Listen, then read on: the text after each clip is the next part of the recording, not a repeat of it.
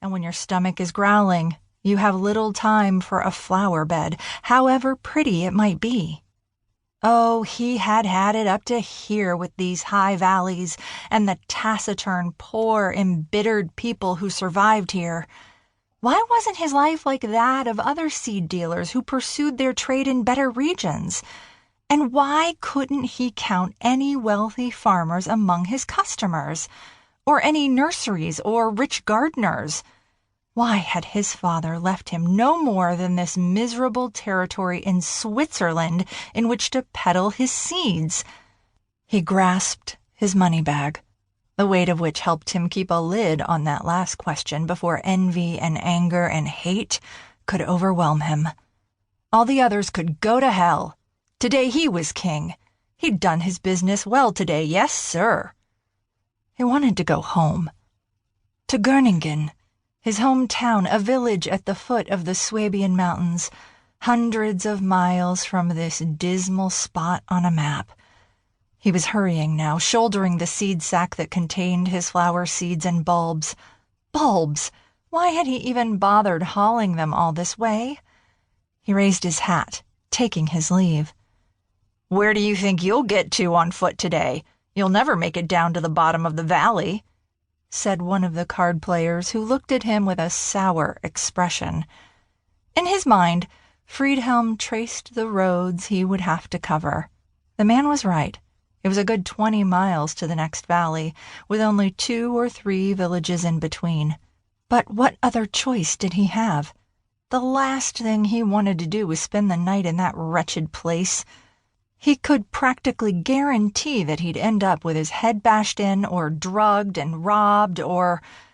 "I'm in a hurry. I want to be home for Christmas." "You weren't in no hurry earlier," grumbled one of the men. "That's right. You had plenty of time to win the shirts off our backs," snarled another. "Easy," the proprietor said to the men. "If you want to play, you have to be able to lose, right?" He nodded to Friedhelm, who returned the gesture. Friedhelm knew the muffled growl in the belly only too well, the feeling that comes only when you realize that you have risked everything in the game. The euphoria of the moment abates, the concentration lapses, and the bewilderment at one's own stupidity sets in. Lady Luck is a whore. She'll sleep with whomever she pleases, Friedhelm thought. He also knew that such well-intentioned aphorisms were no consolation to a losing man. He kept his mouth shut. The proprietor accompanied him to the door. He cast a glance back into the room, and then he beckoned Friedhelm closer. A contorted grin crossed the proprietor's face. "I know how you can get much farther today. You can drive down with old Urshan Burley. He'll get you down into the valley tonight. If you like, I'll have a word. I'm sure he'll take you along." There was something sly in the man's eyes. Friedhelm hesitated.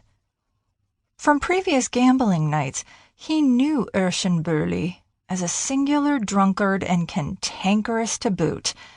Friedhelm had been glad the man was not there that evening, and he was not thrilled at the idea of riding with him, especially as he remembered the man's worn-out old nag and the wheels of his wagon, with half of their spokes broken. But a long way on bad wheels was better than nowhere on foot. "Good. I'll wait for Urshan Burley," Friedhelm said. He was about to turn back into the tavern when the proprietor grabbed him roughly by the arm. "Don't," he whispered. "You know what those fellows are like. They'll begrudge a man the butter on his bread, let alone the pile you've won today.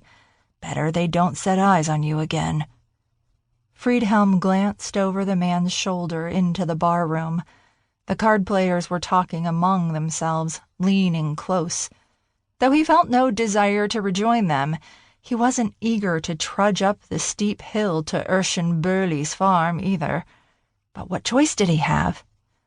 "Then I'll be on my way," he said with a sigh, and turned his chin toward where he knew the man's hut to be. The proprietor shook his head. "You don't need to slog up there. I've got a better idea." An hour later,